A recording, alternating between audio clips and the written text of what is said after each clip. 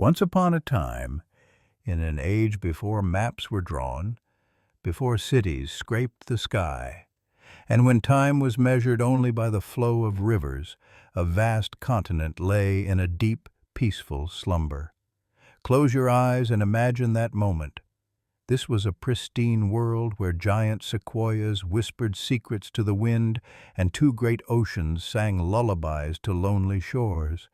To the north, crystal palaces of ice and snow shimmered under the ghostly dance of the aurora borealis. To the south, sun-baked canyons painted the earth in hues of ochre and gold.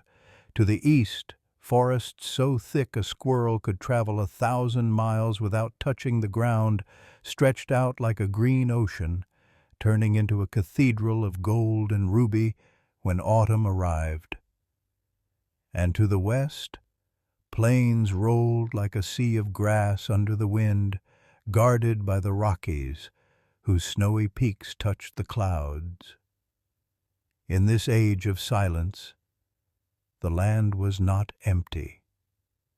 The first people, the guardians of the earth, walked softly upon this continent. They gathered around fires, whispering tales of how the Great Spirit breathed life into the buffalo and the eagle. They knew the language of the wind and the song of the water. At night, the call of the owl and the distant howl of the wolf were the wild lullabies that sang the continent to sleep for thousands of years. Tonight, let go of all today's worries. Let them drift away like smoke from a dying campfire into the cool night air. I will take you back on the gentle current of time to the birth of a great story. This is not just a story of dates and battles. It is a living, breathing tapestry woven from the hopes of millions. This is the story of America. Now, settle in, pull the covers up to your chin, and let your mind drift to those virgin shores. Can you smell the salt in the air? Can you hear the waves lapping against the sand? The sun is rising over the Atlantic, painting the waters in pink and orange. On the horizon, white sails appear like clouds fallen to the sea. The story is about to begin. Chapter 1. Ships of Hope and the Silence of the First Winter. Our story begins when the world felt much smaller and older, with a group of brave souls gathering at the port of Plymouth, England. They were simple people, their hearts full of hope and their minds full of dreams. They sought a sanctuary beyond the gray and restless ocean where they could live their faith freely. They boarded a ship named the Mayflower.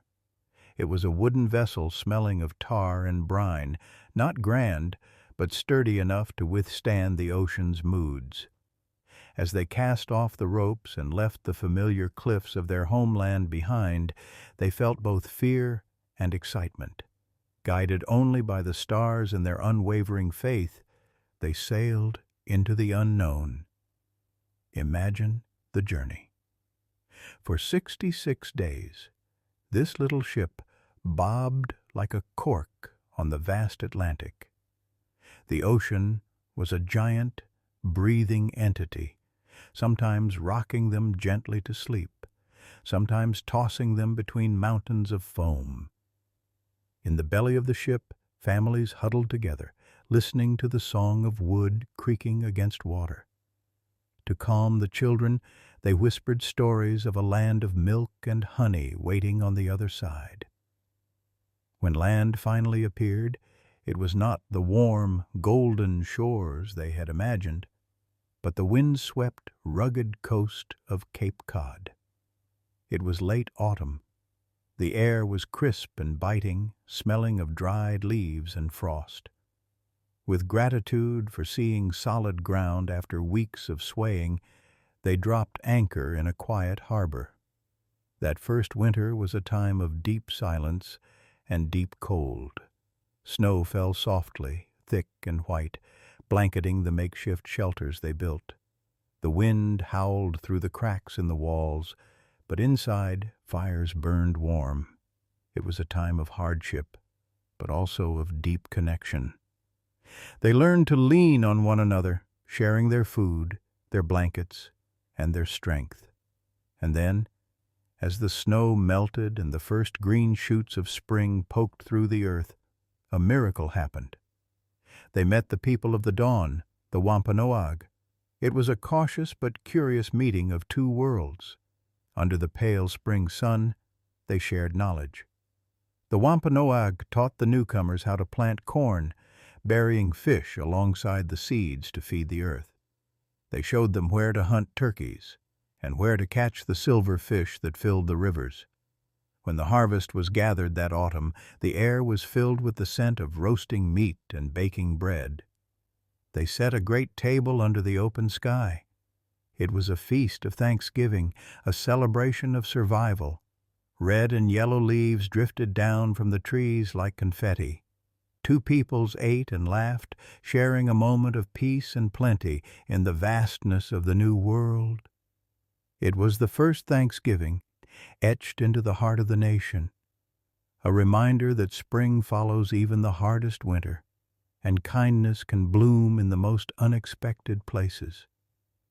As years passed, more ships came. Their sails filled the horizon like white birds returning to their nests. Farmers, blacksmiths, merchants, and dreamers. Small villages began to sprout along the coast like mushrooms after rain. In Virginia, the air was humid and smelled of tobacco. Settlers there built tall brick houses and tilled the rich, dark earth. They told tales of Captain John Smith and Princess Pocahontas, stories of love and rescue amidst the tall pines where history and legend intertwined. To the north, in Pennsylvania, a man named William Penn dreamed of a holy experiment, a place where all people, regardless of their faith, could live as neighbors. It was a land of woods and rolling farmland, where Quakers built simple stone meeting houses. They would sit in silence, waiting for the light within to speak, nurturing a peace that soaked into the landscape. New York was different. It began as a Dutch trading post, buzzing with languages and commerce. Even then, the island of Manhattan vibrated with a different energy. Ships from all over the world docked there, trading furs and spices. The streets were cobbled and crooked. The houses had stepped roofs like stairs to the sky. It was a melting pot from the start, a place where the world met. Life in these colonies followed the rhythm of hard work and simple pleasures. Picture evening falling over a colonial village. The sun dips below the tree line, casting long purple shadows across the village green. The blacksmith's hammer falls silent, the ringing fading into the twilight. Cows are led to the barn, their bells clanking softly. Inside the homes, candles are lit, made of tallow or beeswax. They cast a soft golden glow that dances on the walls. The family gathers around the hearth. The fire crackles and pops, the heart of the home. A mother spins wool, the rhythmic whir, whir, whir of the wheel, a soothing melody. The father reads from a worn book, his voice low and reassuring. Children play with corn-husk dolls or whittle whistles from willow branches. Outside, the world is dark and vast. The forests are close, a wall of trees stretching endlessly westward. But here, in this circle of candlelight, there is warmth, there is safety. These early Americans were weaving a quilt piece by piece. Each colony was a different fabric, some rough, some smooth, some plain, some colorful, but all stitched together by the common thread of seeking a better life. They were laying the foundation of a house they did not yet know they were building. They were learning the lessons of the land, that it was hard and demanding, but also generous and free. They were learning to govern themselves, to speak their minds in town meetings, to value the liberty of the individual. And so, under the watchful gaze of the moon, the colonies grew, like children growing strong and independent, beginning to question, beginning to dream of their own destiny. But for now, let us leave them by the glow of their hearths, safe against the night, resting for the momentous days ahead. Chapter 2. Lanterns of Liberty and Footsteps of Revolution. Time flows like a river, sometimes slow and meandering, sometimes rushing and wild. As the 1700s progressed, the river of history began to speed up. The colonies were no longer just scattered outposts, they were becoming a nation in waiting. In the bustling city of Boston, the air smelled of salt and rebellion. Cobblestone streets echoed with the tramp of boots, British soldiers in bright red coats standing in stark contrast to the gray stone. But in taverns and meeting houses, a different fire was burning. It was the fire of liberty, kindled by words and fanned by the belief that men should be free to chart their own course. Imagine a cool spring night in 1775. The moon is hidden behind clouds, cloaking the countryside in shadow. High in the steeple of the Old North Church, a lantern flickers to life, one, then two. It is a signal, a beacon in the dark. Below, against the silhouette of the night, riders mount their horses. Paul Revere and his companions gallop into the darkness, their cloaks flying like wings behind them. Clop, clop, clop, the hooves pound on the dirt roads. Past sleeping farmhouses and silent fields, they shout the alarm. The cry wakes the slumbering farmers. Men spring from their beds, grabbing muskets and powder horns. Kissing their wives and children goodbye, they step into the cool mist of the morning to stand on the village greens of Lexington and Concord. In the pale light of dawn, the shot heard round the world was fired.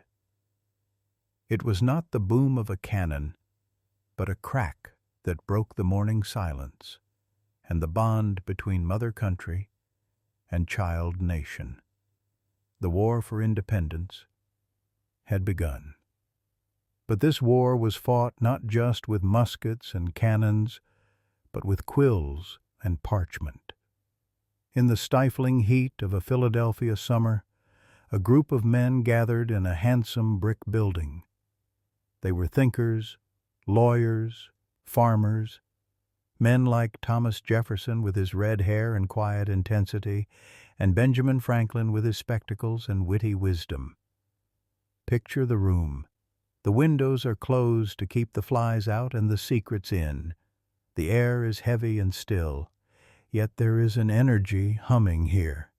They are debating the birth of a new kind of country, one built not on the bloodlines of kings, but on the self-evident truth that all men are created equal.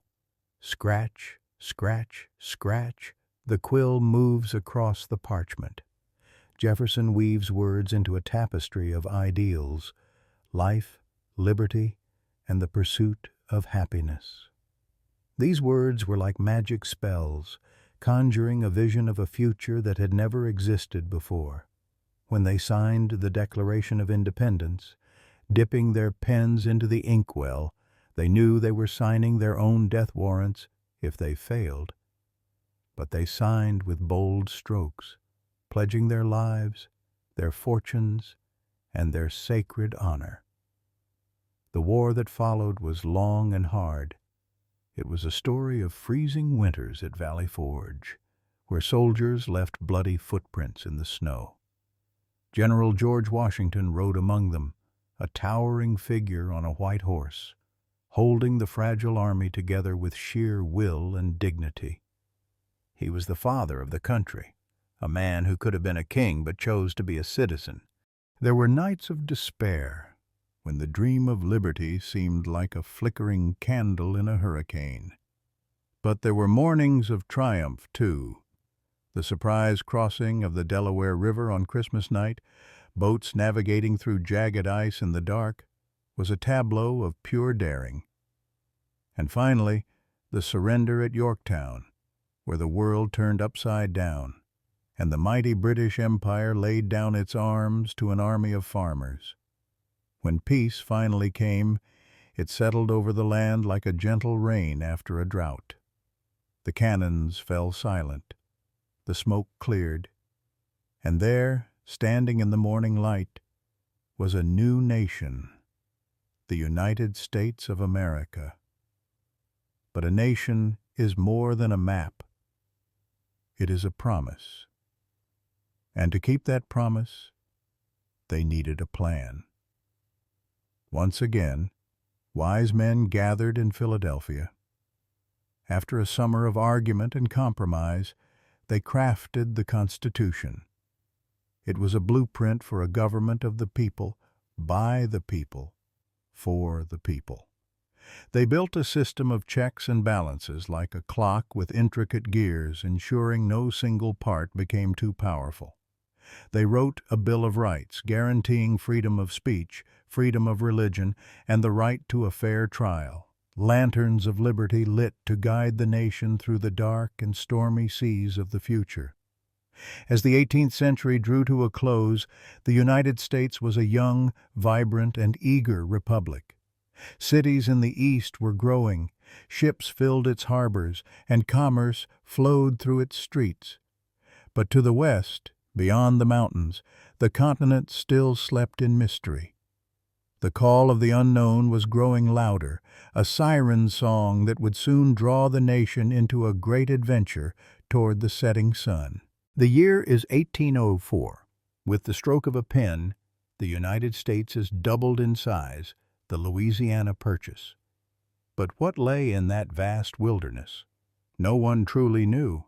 It was a blank space on the map filled with rumors of woolly mammoths, mountains of salt, and rivers that flowed backward.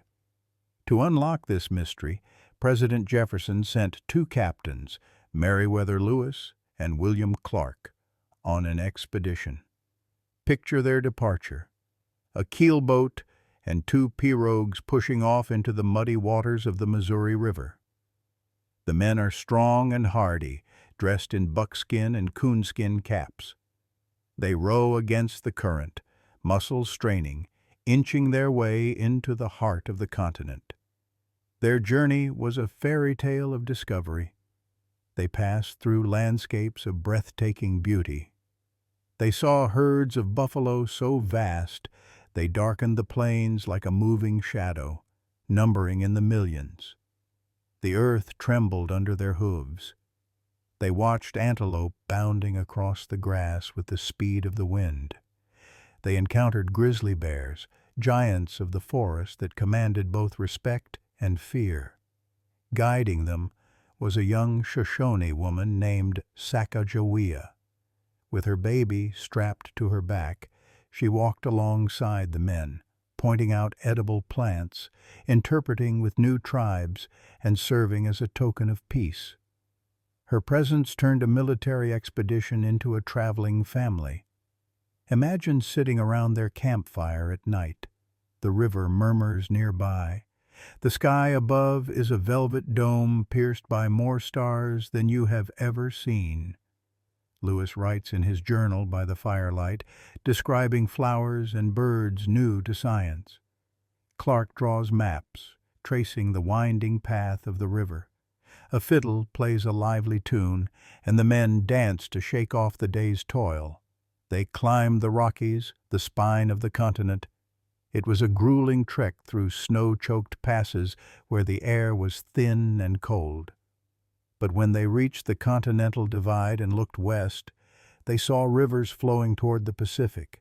They descended into the valley of the Columbia River, where mist hung low and trees grew to dizzying heights. And then the moment of triumph. Ocean in view. Oh, the joy, wrote Clark. They had reached the Pacific. Waves crashed against the rocks. The end of the journey and a new beginning for understanding the continent. They had threaded the needle from sea to shining sea. The stories Lewis and Clark brought back ignited the nation's imagination. The West was not a terrifying void, but a land of promise. And so the Great Migration began. First came the mountain men, solitary figures living among the peaks, trapping beaver and living off the land. They were wild and free, knowing every canyon and creek. Once a year, they would meet in a raucous carnival of trade and storytelling in the high mountain valleys. Then came the wagon trains. Visualize a line of canvas-covered wagons, like a white caterpillar, winding its way across the green prairie. These were pioneers seeking a new life in Oregon or California. They packed their entire lives into these wooden ships, heirloom dressers, sacks of seed, grandfather clocks, and crates of chickens. The journey was long, walking beside the oxen for 6 months. Creak, creak, creak went the wheels. They followed the ruts of the Oregon Trail, passing landmarks like Chimney Rock and Independence Rock, where they carved their names into the stone, leaving a message for those who followed. We were here. We kept going. At night, they circled the wagons to create a fortress against the dark. Inside the circle, life went on. Babies were born under canvas tilts. Weddings were held under the open sky. Fiddles played, and people sang songs of home and hope, O Susanna and Shenandoah. They were a village on wheels, rolling toward the sunset. And then, in 1848, a cry echoed from the hills of California. Gold! At Sutter's Mill, shining yellow flakes were found in the riverbed. The news spread like wildfire. The gold rush was on. Suddenly, the trails were choked with 49ers, men burning with gold fever. They came from the east. They came from China. They came from South America. They swarmed the foothills of the Sierra Nevada, panning gravel in icy streams, looking for that flash of color. San Francisco transformed overnight from a sleepy hamlet to a bustling metropolis of tents and timber, a city of chaos and energy where a dozen eggs could cost a bag of gold dust. Ships lay abandoned in the harbor as their crews fled for the hills. Life in the mining camps was rough.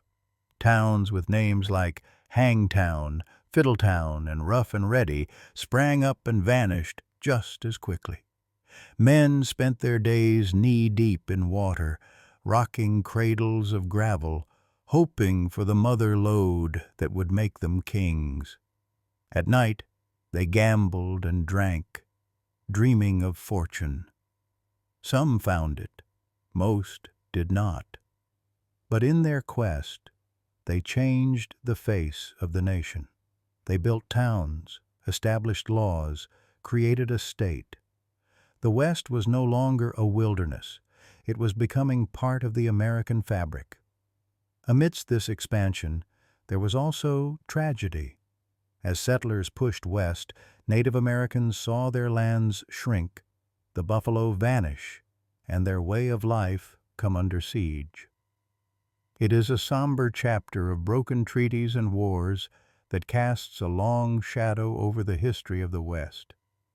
Yet the spirit of the indigenous peoples remained resilient, woven into the land they loved. As the sun sets on the era of the wagon train, we see a transformed landscape. The vast silence of the prairie is broken by the sound of axes clearing land, the lowing of cattle, and the laughter of children playing in the yards of sod houses. The frontier was closing, but the American spirit of adventure was just taking flight. Chapter 4. A House Divided and Reunited. The story of America was a quilt, but by the mid-1800s, the seams were beginning to unravel. There was a deep tear running through the center of the nation. It was between the North, a world of factories and industry, and the South, a world of sprawling plantations. And at the heart of it lay the terrible institution of slavery. In the South, fields turned white with cotton, picked by enslaved men, women, and children, who sang sorrowful spirituals in the heat of the day. Their songs floated over the fields, melodies of pain and hope for a freedom that seemed impossible. "Swing low, sweet chariot," they sang, looking to the sky for a home. In the North, abolitionists raised their voices. They wrote books and gave speeches arguing that a nation built on freedom could not hold human beings in chains. There was an underground railroad, not a train of iron and steam, but a secret network of safe houses and brave conductors like Harriet Tubman. Moving under the cover of starless nights, they guided escaping slaves through swamps and forests, following the North Star to freedom. "Hush, hush," the wind seemed to say, "keep going, keep going." The tension pulled tight like a drum skin. And then, in 1860, a tall, gaunt man from Illinois was elected president. Abraham Lincoln. His face was etched with sorrow, his eyes seeming to see far into the distance. He spoke with the rhythm of the Bible and the wisdom of a prairie lawyer. "A house divided against itself cannot stand," he warned. And the house collapsed. The South seceded, breaking away to form its own country. The Civil War began. It was a time of thunder and smoke. Brother fought against brother, cousin against cousin, on fields that had once been peaceful farms. Manassas, Antietam, Gettysburg, names burned into the national memory. Imagine the night before a battle. Soldiers sit around campfires writing letters home.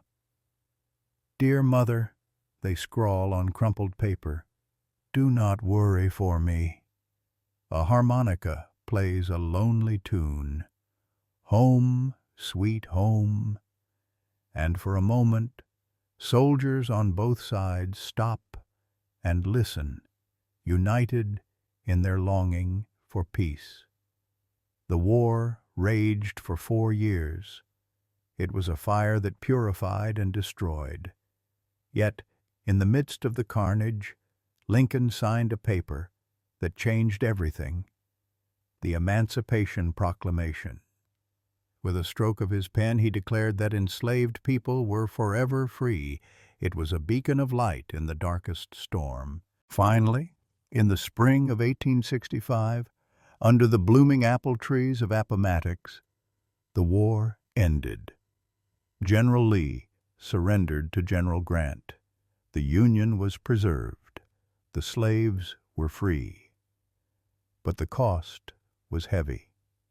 Lincoln, the captain who had steered the ship through the storm, was assassinated just as the harbor came into view.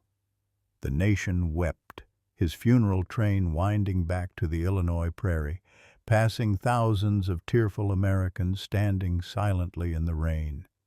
The years that followed were a time of healing and rebuilding.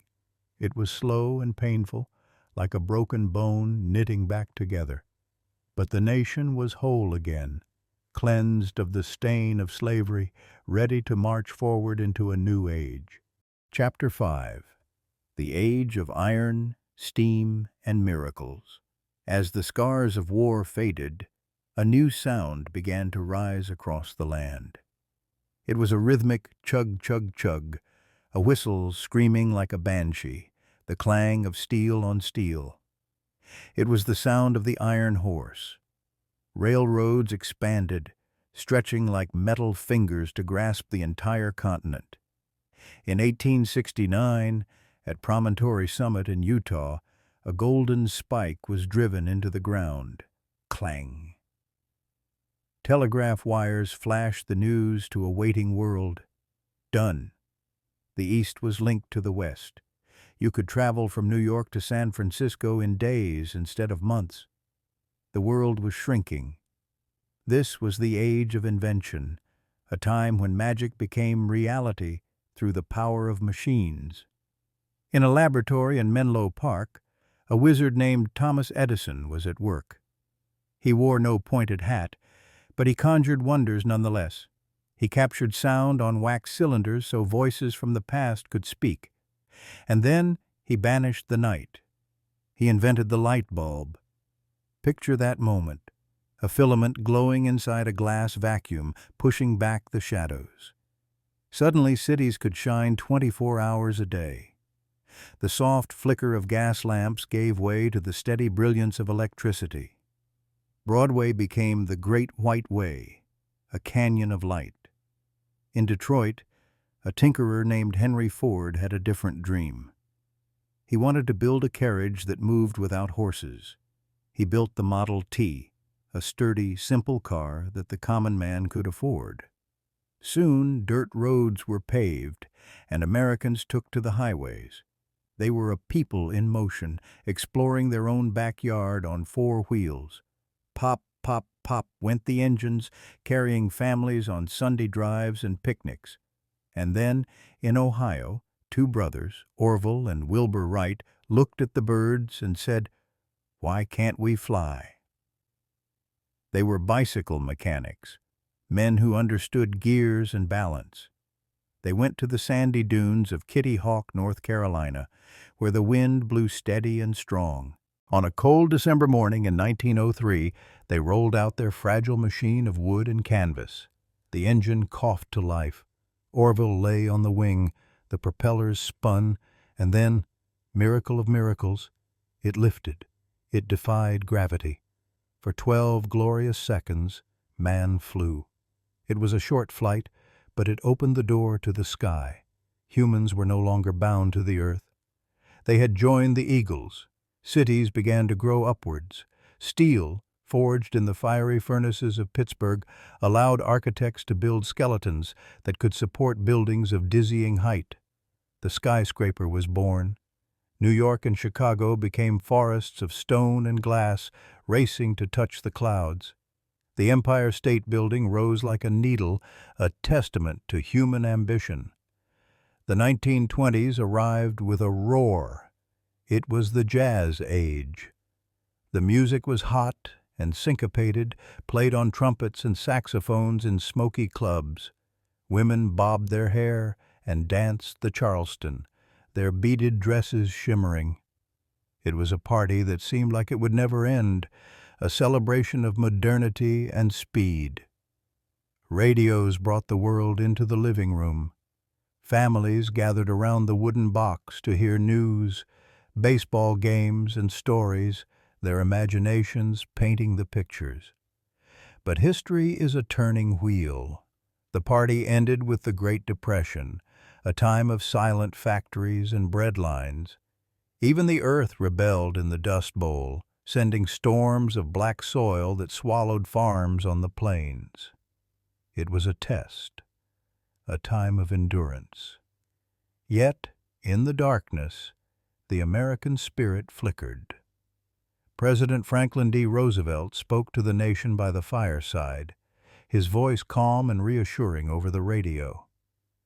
"The only thing we have to fear is fear itself," he said. He built dams to tame rivers and brought electricity to rural valleys. He put men to work building bridges and parks. Slowly, steadily, the nation climbed out of the valley of despair. And then, the world was plunged into war again. World War II. It was a titanic struggle against tyranny. America became the arsenal of democracy. Factories that made cars now made tanks and planes. Women, the Rosie the Riveters, stepped onto the assembly lines, tying bandanas tight and wielding welding torches and rivet guns. The war ended in 1945, and America stood tall like a giant. Soldiers came home, kissing the ground and kissing their sweethearts. They built the suburbs, neat rows of houses with green lawns and white fences. They bought televisions, bringing moving pictures into the home. It was a time of optimism, of baby booms, of rock and roll music bursting from jukeboxes. Elvis Presley shook his hips, and the youth of America screamed with joy. The interstate highway system stitched the states together like veins in a body. The car was king. Drive-in movies, drive-through burger joints, motels with neon signs buzzing in the twilight. America was on the move again, cruising down Route 66, chasing the horizon. Chapter 6. The Dream Factory and Glittering Reveries. While the gears of industry turned, another kind of factory was rising on the West Coast in the City of Angels. It didn't produce steel or textiles, it produced dreams. Hollywood. At first it was silent. Black and white images flickered on screens, with artists like Charlie Chaplin making millions laugh and cry without speaking a single word. Then came sound, then color, and movie theaters became temples where people could escape the realities of life for a few hours. They saw the drama of the Civil War in Gone with the Wind and looked over the rainbow in The Wizard of Oz. Music was changing too. In the 1960s and 70s, the sound of America echoed around the globe. Legends like Elton John, though British, deeply intertwined with the era's global pop culture, screamed love and peace in glittering costumes on stage. Songs became anthems, not just melodies, and years later, names like Taylor Swift would capture the hearts of millions with lyrics that touched the soul, breaking records and writing their own history. Culture was America's new export. Blue jeans, rock music, and the dream of freedom spread to every corner of the earth. Chapter 7. To the moon and beyond. But the horizon was no longer enough. The nation's eyes turned upward to the velvet black of space. In the 1960s, a young president, John F. Kennedy, issued a challenge. He pointed to the moon, the Earth's ancient companion, and said, "We choose to go to the moon, not because it is easy, but because it is hard." It was the ultimate adventure, the greatest journey ever undertaken. The space race began. It was a time of fire and thunder at Cape Canaveral. Rockets, towering cathedrals of fuel and metal, lifted off, shaking the ground for miles. 5, 4, 3, 2, 1, lift-off. Brave men, astronauts, sat atop these pillars of fire. They were the new explorers, the Magellans of the stars. They orbited the Earth, seeing the planet as a blue marble swirled with white clouds, fragile and beautiful against the void of space. And then, the summer of 1969. Apollo 11. 3 men, Armstrong, Aldrin, and Collins, climbed into their capsule. The Saturn V rocket roared to life, a man-made volcano. It punched a hole in the sky, leaving the atmosphere behind. For 3 days, they traveled through the silence of the void. On July 20th, the lunar module Eagle separated. It descended toward the gray, cratered face of the moon. The world held its breath.